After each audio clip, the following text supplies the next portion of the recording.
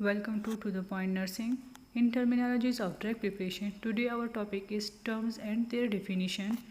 Our first term is bolus, a single dose of medication intended for therapeutic use and immediate effect. Bolus में हमारे पास एक specific amount of fluid होता है जो हम जितना जल्दी हो सके हम पेशेंट को एडमिनिस्टर करते हैं। इसमें हम टाइम की परवाह नहीं करते ताकि हमें इमीडिएट इफेक्ट मिल जाए। Concentration, the amount of medication in a given volume. Concentration हमें बताता है एक स्पेसिफिक वॉल्यूम में कितने मिलीग्राम मौजूद हैं।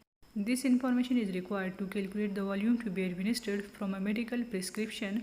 ये इन्फॉर्मेशन हमें हेल्प करता है कि हमारे पास एक वॉल्यूम में कितने मिलीग्राम मौजूद है, जो कि हमें फर्दर हेल्प करता है कि हमने कितना ड्रग देना है। कॉमनली रिटन एज मिलीग्राम पर millilitres but can be expressed in many forms. Commonly हमारे पास mg पर ml में मौजूद होता है, लेकिन डिफरेंट फॉर्म में भी एक्सप्रेस किया जा सकता है। Continuous infusion, a constant intravenous administration through out a 24 our period. Continuous infusion वो इन्फ्यूजन होता है जो हम 24 आवर के लिए कंटिन्यू रखते हैं, इसके बीच में हम स्टॉप नहीं करते हैं। फॉर एग्जांपल अगर हम किसी पेशेंट को या न्यू बॉर्न को IV फ्लूइड देते हैं तो वो हम ऐसा कंटिन्यूस इन्फ्यूजन देते हैं। Dose, a quantity of a medicine prescribed to be taken at a particular time and interval by a clinician.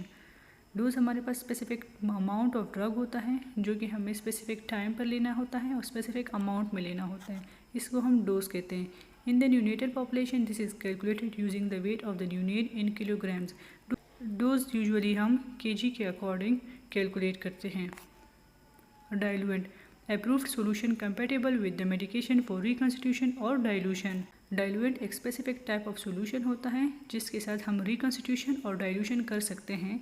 कोशिश करना चाहिए कि हमें वाटर फॉर इंजेक्शन यूज़ करना चाहिए रिकॉन्स्टिट्यूशन के लिए। Normal saline and glucose 5% are use to further dilute the concentration of medication in units for a safe administration. And normal saline और ग्लूकोज 5% यूज़ करना चाहिए डाइल्यूशन के लिए ताकि हम उसकी कॉन्सेंट्रेशन को फर्दर कम कर सकें for safe administration. Dilution, the method to reduce the concentration of a medication for safe administration. जब हम रिकॉन्स्टिट्यूशन के बाद फर्दर उसमें डाइल्यूएंट ऐड करते हैं सेफ एडमिनिस्ट्रेशन के लिए ताकि उसकी कॉन्सेंट्रेशन कम हो जाए, इसको हम डाइल्यूशन कहते हैं। This is done with a compatible fluid diluent such as normal saline or glucose 5%. Extravasation. Extravasation refers to the unintentional leakage of solution or medication into the surrounding tissue which can cause severe tissue damage, blistering and or tissue necrosis.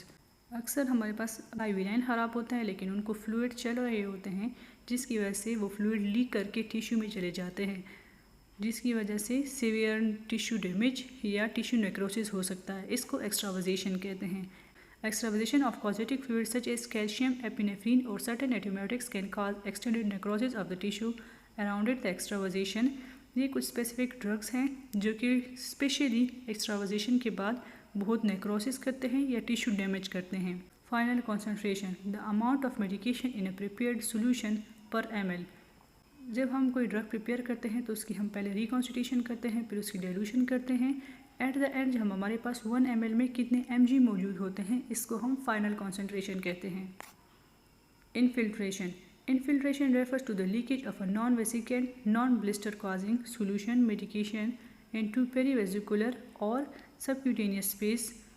Infiltration में भी basically हमारे पास leakage होती है, लेकिन इसमें जो solution होता है वो नॉन वेसिकेंट होता है या उसकी वजह से नेक्रोसिस नहीं होती। Tissue necrosis does not occur but may result in long term injury due to local inflammatory reactions और by compression of the surrounding tissue if a large volume infiltrates known as compartment syndrome. Infiltration की वजह से भी local redness वगैरह हो जाती है, pen होता है पेशेंट को, लेकिन नेक्रोसिस नहीं होती। लेकिन अगर बहुत ज़्यादा ह्यूज अमाउंट में फ्लूइड इन्फिल्ट्रेट कर जाए तो उसको कंपार्टमेंट सिंड्रोम कहते हैं।